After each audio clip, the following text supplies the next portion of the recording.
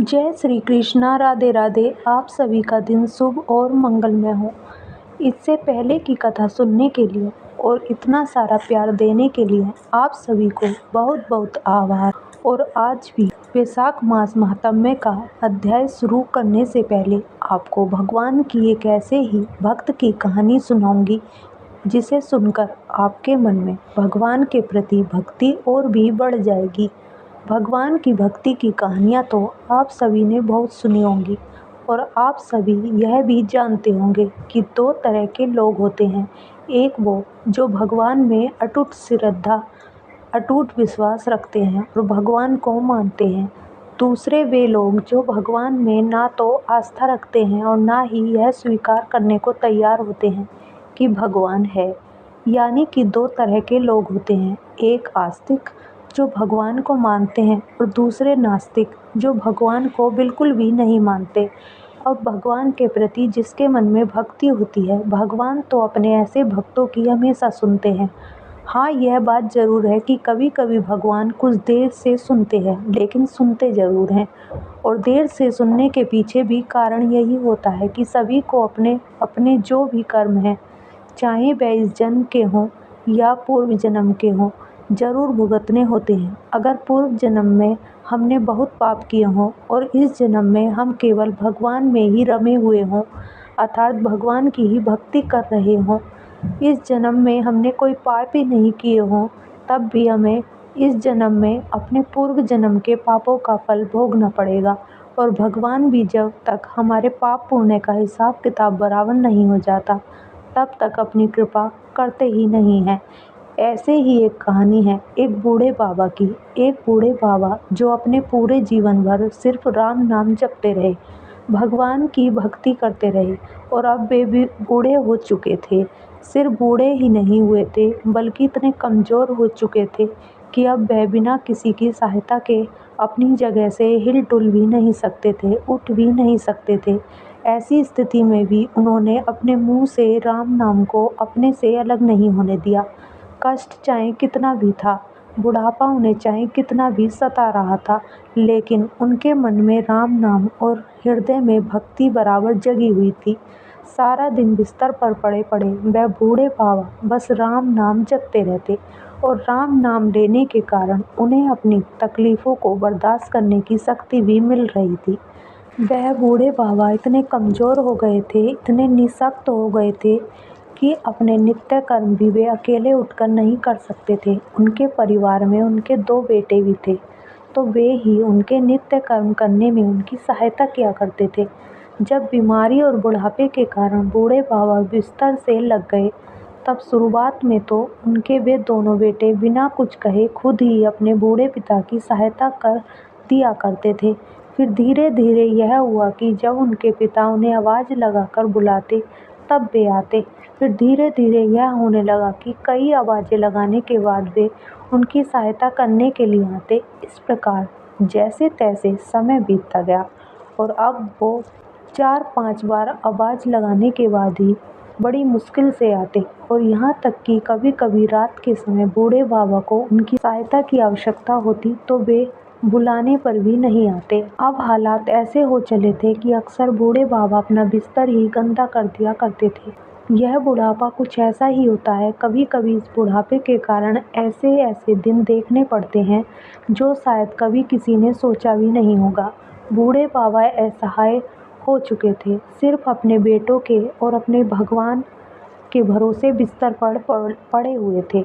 आवाज़ लगाते लगाते बूढ़े बाबा का गला सूख जाया करता और जब तक उनके बेटों में उन्हें सहायता नहीं मिलती, तब तक वे ऐसे ही गंदे बिस्तर में पड़े रहते। बुढ़ापा और कमज़ोरी बढ़ती जा रही थी। बूढ़े बाबा की नज़रें भी अब कमज़ोर हो चुकी थीं। इतनी बदहाली में भी बूढ़े बाबा ने अगर किसी का साथ नहीं छोड़ा था, तो वो था राम नाम का जाप। मन में हर समय और होठों पर हर समय सिर्फ राम नाम बसा रहता था। एक दिन की बात है, बूढ़े बाबा को सोच करना था। अक्सर बिस्तर गंदा हुआ देखकर उनके बेटे भी उन्हें डांटने फटकारने लगते थे। एक दिन की बात है, बूढ़े बाबा को सोच जाना था, तो उन्होंने किसी प्रकार हिम्मत करके किसी तरह अपने बेटों को आवाज़ लगाई। आवाज़ लगाते ही अगले ही पल किसी ने उनका हाथ बड़ी कोमलता से पकड़ लिया और उन्हें बड़े आराम से नित्य कर्म करवाकर उनके बिस्तर पर लिटा भी दिया। बूढ़े बाबा की नज़रें बहुत कमज़ोर हो चुकी थीं। उन्हें यह भी नहीं दिखाई देता था कि सामने जो उनकी मदद कर रहा है वह उनका कौन सा बेटा है, और कानों ने भी अब साथ छोड़ दिया था। उन्हें सुनाई भी बहुत कम पड़ता था। उस दिन बूढ़े बाबा को बड़ा आराम मिला। अब तो हर दिन का यह काम हो गया था कि जब भी बूढ़े बाबा आवाज़ लगाते, अगले ही पल उनकी सहायता करने के लिए कोई आ जाता और उनके सारे काम कराकर वहाँ से चुपचाप चला भी जाता। बूढ़े बाबा की नज़रें और कान दोनों ही बूढ़ी हो चुकी थीं, अर्थात कमज़ोर हो चुकी थीं। ना उन्हें ठीक से दिखाई देता था, ना सुनाई देता था। लेकिन बूढ़े बाबा इतना सब कुछ होने के बाद भी इतना तो समझ रहे थे कि एक बार आवाज़ लगाने पर ही आने वाला उनका कोई बेटा तो नहीं हो सकता, और ना ही यह स्पर्श उनके बेटों का था। आखिरकार यह था कौन? फिर एक दिन जब बूढ़े बाबा ने अपने नित्य कर्म करने के लिए अपने बेटों से सहायता मांगी, तो अगले पल फिर से वही मुलायम हाथों वाला स्पर्श उन्हें महसूस हुआ। सारा काम खत्म करने के बाद बूढ़े बाबा ने आखिरकार उस व्यक्ति का हाथ पकड़ लिया और उससे पूछा, बताओ तुम हो कौन? आज मुझे सच सच बताओ, तुम कौन हो? क्यों मेरी सहायता करते हो? क्योंकि तुम मेरे बेटे तो नहीं हो सकते। बूढ़े बाबा के सवाल के साथ ही अचानक उनके कमरे में बहुत तेज रोशनी हुई और प्रभु ने अपने दिव्य अवतार में वहाँ बूढ़े बाबा को दर्शन दिए। कहा तो कमज़ोर आंखों से बूढ़े बाबा को किसी भी चीज़ को देख पाना बड़ा मुश्किल था, और वहीं वह बूढ़े बाबा भगवान के दिव्य रूप को स्पष्ट रूप से पूरी तरह से प्रत्यक्ष देखने में समर्थ हो गए। जिन भगवान का नाम वह पूरे जीवन भर लेते रहे, वही आज उनके सामने खड़े हुए थे। यह देखकर बूढ़े बाबा उनके चरणों में गिर पड़े। भगवान के स्पर्श से उनके शरीर में शक्ति आ गई थी, ताकत आ गई थी। चरणों में गिरकर उनके चरण पकड़कर वह बूढ़े बाबा बोले, प्रभु मैं तो धन्य हो गया जो आपने मुझे साक्षात दर्शन दे दिए। लेकिन प्रभु मैं बहुत शर्मिंदा हूँ, क्योंकि मैंने आपसे हर दिन अपने नित्य कर्म करवाए, यहाँ तक कि कई बार आपने मेरा गंदा बिस्तर तक साफ किया। बूढ़े बाबा ने कहा, प्रभु मुझे क्षमा कर दीजिए। भगवान बूढ़े बाबा का हाथ थामकर बोले, मेरे लिए सारे काम एक जैसे हैं। अगर वह काम मुझे अपने भक्तों के लिए करने पड़े तो मुझे यह काम करने में बड़ी खुशी मिलती है। बूढ़े बाबा ने हाथ जोड़कर भगवान से कहा, प्रभु आप यह सब करने के बजाय मुझे मुक्त क्यों नहीं कर देते? ना आपको रोज रोज मुझे नित्य कर्म करवाने के लिए आना पड़ेगा, और ना ही मैं इस तरह लाचार बेबस बस बिस्तर पर पड़ा रहूँगा। बूढ़े बाबा ने कहा, प्रभु क्या आपके दर्शन मात्र से मेरी मुक्ति संभव नहीं है? तब भगवान बोले कि यह सब प्रारब्ध के कारण है, क्योंकि तुम्हारा प्रारब्ध बहुत कठिन है। तुमने पूर्व जन्म में ऐसे ऐसे कर्म किए हैं जिसके कारण इस जन्म में इतनी जल्दी उनसे मुक्त हो पाना संभव नहीं है। अगर तुम्हारे पूर्व जन्म में पुण्य अधिक होते तो मेरे दर्शन मात्र से आज तुम मुक्त हो जाते। मैं चाहूँ तो तुम्हें अभी अभी मुक्त कर सकता हूँ, लेकिन फिर होगा यह कि अगले जन्म में तुम्हें फिर से प्रारब्ध भोगने के लिए आना पड़ेगा। इसलिए मैं तुम्हें खुद तुम्हारे पूर्व जन्म के सभी पापों से मुक्त करवाने के लिए इस समय सहायता कर रहा हूँ। ऐसा कहकर भगवान वहीं अंतर्ध्यान हो गए। फिर कुछ महीने इसी प्रकार तकलीफ झेलने के बाद आखिरकार उन बूढ़े बाबा को मुक्ति मिल गई। तो यह थी आज की कहानी। अब सुनिए आज का अध्याय। नारद जी कहते हैं कि एक समय विदेह राज जनक के घर दोपहर के समय शुद्धदेव नाम से विख्यात एक श्रेष्ठ मुनि पधारे, जो सभी वेदों के ज्ञाता थे। उन्हें देखकर राजा बड़े उल्लास के साथ उठकर खड़े हो गए और मधुपर्क आदि सामग्रियों से उनकी विधि पूर्वक पूजा करके राजा ने उनके चरणों तक को अपने मस्तक पर धारण किया। इस प्रकार स्वागत सत्कार करने के बाद जब वे आसन पर विराजमान हुए, तब विदेहराज के प्रश्न के अनुसार वैशाख मास के महात्म्य का वर्णन करते हुए इस प्रकार कहने लगे। शुद्धदेव ने कहा, हे राजन, जो लोग वैशाख मास में धूप से संतप्त होने वाले महात्मा पुरुषों के ऊपर छाता लगाते हैं, उन्हें अनंत पुण्य की प्राप्ति होती है। इस विषय में एक प्राचीन इतिहास का उदाहरण दिया करते हैं। बहुत समय पहले बंग देश में हेमकांत नाम से विख्यात एक राजा हुए। वे कुचकेतु के पुत्र, परम बुद्धिमान और शस्त्र पारियों में श्रेष्ठ थे। एक दिन वे शिकार खेलने में आसक्त होकर एक घने वन में जा घुसे। वहाँ तरह तरह के मृग और बरहा आदि जंतुओं को मारकर जब वे बहुत थक गए, तब दोपहर के समय मुनियों के आश्रम में आ गए। उस समय आश्रम में उत्तम व्रत का पालन करने वाले सतरची नामक ऋषि समाधि लगाए हुए बैठे थे, जिन्हें बाहर होने वाले कार्यों का कुछ भी एहसास नहीं होता था। उन्हें निश्चल बैठे देखकर राजा को बड़ा क्रोध हुआ और उन्होंने उन महात्माओं को मारने का निश्चय कर लिया। उन्होंने सोचा कि मैं महाराज होकर इनके आश्रम में पधारा हूँ और इनमें से किसी ने भी मेरा आदर सत्कार नहीं किया। इस प्रकार राजा ने अपने आप को बहुत अपमानित समझा। तब उन ऋषियों के 10,000 शिष्यों ने राजा को ऐसा करने से मना करते हुए कहा, ओ खोटी बुद्धि वाले राजन, हमारे गुरु लोग इस समय समाधि में लीन हैं। बाहर कहाँ क्यों हो रहा है, इस बारे में यह कुछ नहीं जानते, इसलिए इन पर तुम्हें क्रोध नहीं करना चाहिए। तब राजा ने क्रोध से विह्वल होकर शिष्यों से ही कहा, अरे द्विज कुमारों, मैं रास्ते में थका मांदा यहाँ आया हूँ, इसलिए तुम ही लोग मेरा अतीत करो।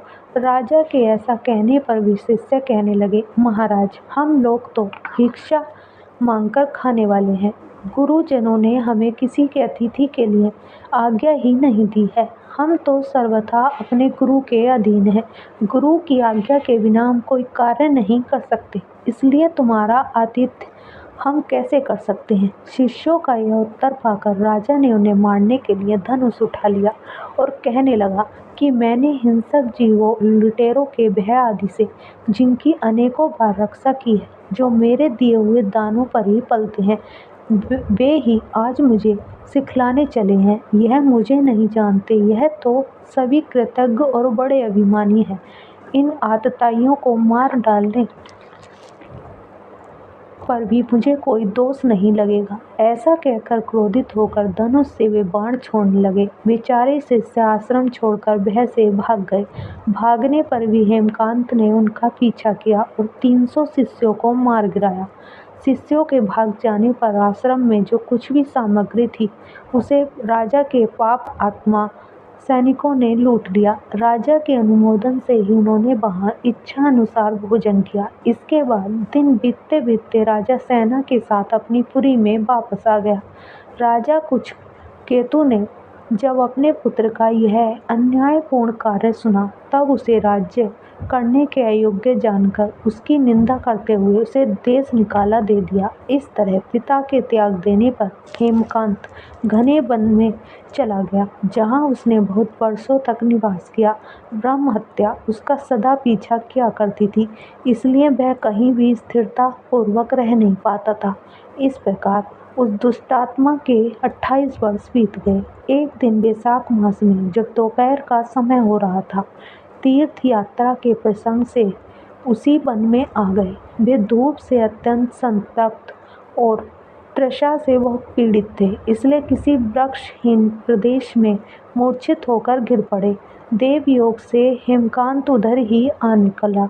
उसने मुनि को प्यास से पीड़ित, मूर्छित और थका मांदा देखा तो उन पर बड़ी दया आ गई। उसने पलाश के पत्तों से छत्र बनाकर उनके ऊपर आती हुई धूप को रोक दिया और वह स्वयं मुनि के मस्तक पर छाता लगाए हुए खड़ा हो गया और तुम्बी में रखा हुआ जल उनके मुंह में डालने लगा। इस उपचार से मुनि को होश आ गया और उन्होंने छत्री के दिए हुए पत्ते के छाते को लेकर अपनी व्याकुलता दूर की। उनकी इंद्रियों में कुछ कुछ शक्ति आई और वे धीरे धीरे चलते हुए किसी गांव में पहुंच गए। उस पुण्य के प्रभाव से हेमकांत की 300 ब्रह्महत्याएं नष्ट हो गईं, जो उसने उस आश्रम में शिष्यों को मारकर अर्जित की थी। उसी समय यमराज के दूत हेमकांत को लेने के लिए वन में आए। उन्होंने उसके प्राण लेने के लिए उसमें संग्रहणी रोग पैदा कर दिया। उस समय प्राण छूटने की पीड़ा से छटपटाते हुए हेमकांत ने 3 अत्यंत भयंकर यमदूतों को देखा, जिनके बाल ऊपर की ओर उठे हुए थे। उस समय अपने कर्मों को नम याद करके वह मौन हो गया। छत्रदान के प्रभाव से उसको भगवान विष्णु का स्मरण हो गया। उसके स्मरण करने पर भगवान महाविष्णु ने विश्वक्सेन ने कहा कि तुम शीघ्र जाओ, यमदूतों को रोको और हेम की रक्षा करो। अब वह निष्पाप होकर मेरा परम भक्त हो गया है। उसे नगर में ले जाकर उसके पिता को सौंप दो। साथ ही मेरे कहने से कुछ केतु को यह भी समझाना कि तुम्हारे पुत्र ने अपराधी होने पर भी वैशाख मास में छत्रदान करके एक मुनि की रक्षा की है, इसलिए अब वह पाप रहित हो गया है। इस पुण्य के प्रभाव से वह मन और इंद्रियों को अपने बस में रखने वाला, दीर्घायु, शूर और उदारता आदि गुणों से युक्त और तुम्हारे समान ही गुणवान हो गया है। इसलिए हे राजन, अपने इस महाबली पुत्र को तुम राज्य का भार संभालने के लिए नियुक्त कर दो। भगवान विष्णु ने तुम्हें ऐसी ही आज्ञा दी है। इस प्रकार राजा को आदेश देकर हेमकांत को उनके अधीन करके फिर यहाँ वापस लौट आया। भगवान विष्णु का यह आदेश पाकर महाबली विश्वक्सेन ने हेमकांत के पास आकर यमदूतों को रोका और अपने कल्याणमयी सब अंगों में स्पर्श किया। भगवत भक्त के स्पर्श से हेमकांत के सारे रोग क्षण भर में ही दूर हो गए। इसके बाद विश्वक्सेन उसके साथ राजापुरी में गए। उन्हें देखकर महाराज कुशकेतु ने आश्चर्ययुक्त ही होकर भक्तिपूर्वक मस्तक झुकाकर पृथ्वी पर साष्टांग प्रणाम किया और भगवान के पार्षद का अपने घर में प्रवेश कराया। वहाँ तरह तरह के स्रोत से इनकी स्तुति और वैभव से उनका पूजन किया। इसके बाद महाबली विश्वक्सेन ने अत्यंत प्रसन्न होकर राजा को हेमकांत के विषय में भगवान विष्णु ने जो भी संदेश दिया था वह सब यथानुसार कह सुनाया। उसे सुनकर कुछ केतु ने पुत्र को राज्य पर बिठा दिया और खुद विश्वक्सेन की आज्ञा लेकर पत्नी सहित वन को प्रस्थान कर दिया। इसके बाद महामना विश्वक्सेन हेमकांत से पूछकर और उसकी प्रशंसा करके श्वेतद्वीप में भगवान विष्णु के समीप चले गए। तभी से राजा हेमकांत वैशाख मास में बताए हुए भगवान की प्रसन्नता को बढ़ाने वाले शुभ धर्मों का प्रतिवर्ष पालन करने लगे। वे ब्राह्मण, भक्त, धर्मनिष्ठ, शांत, जितेंद्रिय, सभी प्राणियों के प्रति दयालु और संपूर्ण यज्ञों की दीक्षा में स्थित रहकर सभी प्रकार की संपदाओं से संपन्न हो गए। उन्होंने पुत्र पौत्र आदि के साथ सभी भोगों का उपभोग करके अंत में भगवान विष्णु का लोक प्राप्त कर लिया। वैशाख सुख से साध्य अतिशय पूर्ण प्रदान करने वाला है, पाप रूपी ईंधन को अग्नि की तरह जलाने वाला, परम सुलभ तथा धर्म, अर्थ, काम, मोक्ष चारों पुरुषार्थ को देने वाला है। जय श्री कृष्ण। राधे राधे। आज का अध्याय यहीं पर समाप्त हुआ। अब आइए श्रवण करते हैं वैशाख मास में सुनी जाने वाली बांदरी की कहानी। एक राजा था। वह वैशाख मास में प्रतिदिन ब्रह्म मुहूर्त में उठकर गंगा जी में स्नान करता था। राजा का आदेश था कि मुझसे पहले गंगा जी में कोई भी स्नान नहीं करेगा। जब राजा गंगा जी में स्नान करने जाता तो उन्हें प्रतिदिन शांत जल के बजाय हलचल युक्त जल दिखाई देता था। इससे राजा को संदेह होता था कि निश्चय ही मुझसे पहले कोई गंगा जी में स्नान करता है। इसलिए राजा ने नदी के तट पर पहरेदार बिठा दिए। गंगा जी के तट पर एक प्रस्थ था जिस पर एक बंदरिया रहती थी। वह प्रतिदिन राजा के स्नान करने से पूर्व स्नान करके वृक्ष पर चढ़कर बैठ जाती थी। इस प्रकार पूरा वैशाख माह व्यतीत हो गया, किंतु अंतिम दिन राजा ने सिपाही ने उसे देख लिया और बंदरिया को पकड़कर राजा के पास ले गए। उन्होंने कहा कि यह बंदरिया आपसे पूर्व प्रतिदिन गंगा जी में स्नान करती है। राजा की प्रतिज्ञा थी कि यदि कोई भी स्त्री मुझसे पूर्व स्नान करती होगी तो मैं उससे विवाह कर लूँगा। इसलिए राजा को बंदरी से विवाह करना पड़ा। वैशाख स्नान के पुण्य से बंदरी के गर्भ ठहर गया। 9 मास पूर्ण होने पर बंदरी ने राजा से पूछा कि शिशु जन्म के समय मुझे क्या करना चाहिए। तब राजा ने महल में एक घंटी लगवा दी और बंदरी से कहा कि जब तुम्हें दर्द हो तो उसे बजा देना, मैं संपूर्ण प्रबंध कर दूंगा। राजा की अन्य रानियां भी थीं जिनकी कोई संतान नहीं थी।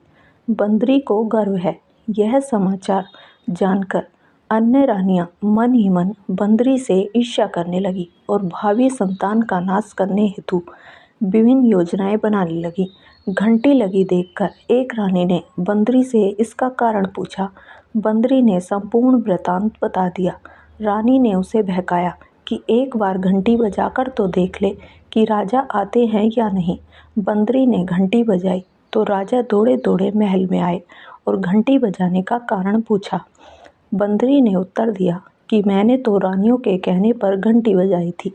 तब रानियों ने राजा से कहा कि यह तो पशु है और न जाने कितनी बार घंटी बजाएगी।